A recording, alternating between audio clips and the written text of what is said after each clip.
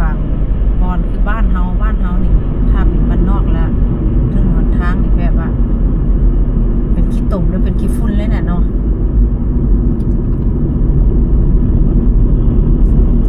เดี๋ยวก็ใกล้สิฮอดบอนเฮ็ดเวียกแล้วแต่เฮาบ่ได้แบบว่าเฮาบ่ได้เปิดกล้องแต่ตอนแรกเนาะก็เปิดตอนครึ่งทางคันสิเว้าก็ประมาณ10กว่านาทีขับรถลองเบิ่งว่าลองกล้องซื่อๆมื้อนี้น่ะว่ามันสิเป็นแนวใดเฮาสิใช้ได้บ่เพราะว่าอายุแก่ขึ้นก็สมองก็บ่ดีปานใดเด้เนาะบ่คือเด็กน้อยเด็กน้อยจับปั๊บก็เป็นแล้วเด้บ่นี่ก็ห้ามขับรถเร็วเด้เพราะว่ามันมีกล้องมาจับตลอดต้องระมัดระวังถ้าว่าใบขับขี่หายแล้วก็มันยากหนึ่งเพราะเฮาชินแล้วเฮาขับรถตลอดเนาะ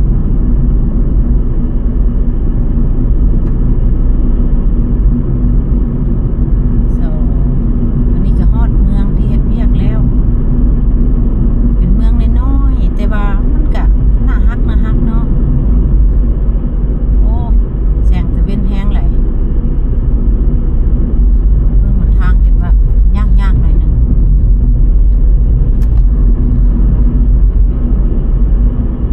เด้อฮอดเสร็จแล้วฟังแต่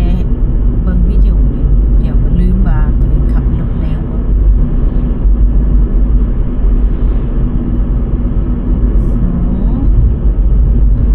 เดี๋ยวนี้ดอกไม้ก็กำลังสิปง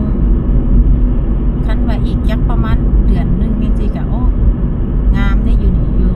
ต่างประเทศเพราะว่ามันมี4ฤดูเนาะฤดูแบบว่าฤดูใบไม้ปงนี่งามฤดูร้อนก็งามกับฤดูหนาวก็หิมะตกก็งามล่ะโอเคเข้าเมืองที่ว่าเฮ็ดเวียกแล้วมันเป็นอยู่เมืองอยู่ทางใต้ของเยอรมันเมืองที่เขาเจ้าว่าเมืองอย่างมิวนิกเขาเรียกนะมิวนิกมันเป็นดังเกี่ยวกับบุญของ Oktoberfest ของเขานั่นแหละ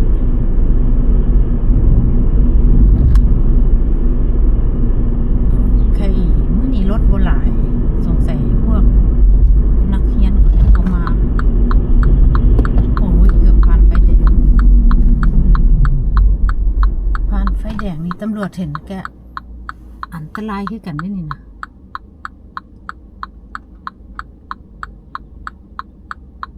บางคนรถอยู่ทั้งหลังนี่คนหนึ่งรับปิ้งเลยเนาะคนหนึ่งลิ้นมือถือคนหนึ่งนอนอ้อคักขนาดเลย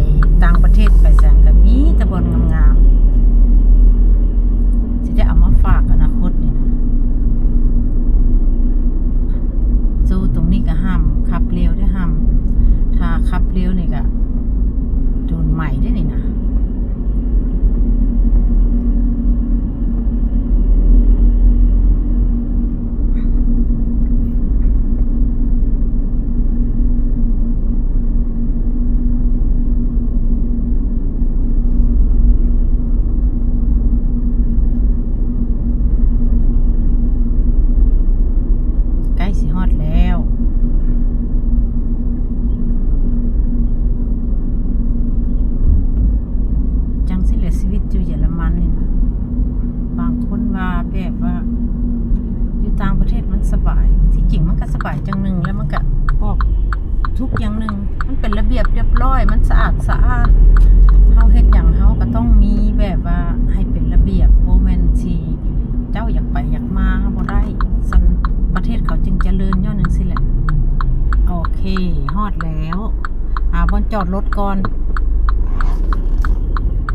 ที่จริงก็มีบ่อนจอดรถเยอะอยู่แต่ว่าให้พวกคนป่วยจอดเพราะว่าเขาเจ้าแบบว่าบ่แข็งแรงเขาก็ต้องจอดทางนอกบ่หาจอดทางนอกเพราะเฮายังหนุ่มอยู่ซั่นเด้ว้าวบ่แม่นหยังดอกว้าวเล่นซื่อๆเด้อโอเคฮอดแล้วที่เฮ็ดเวียก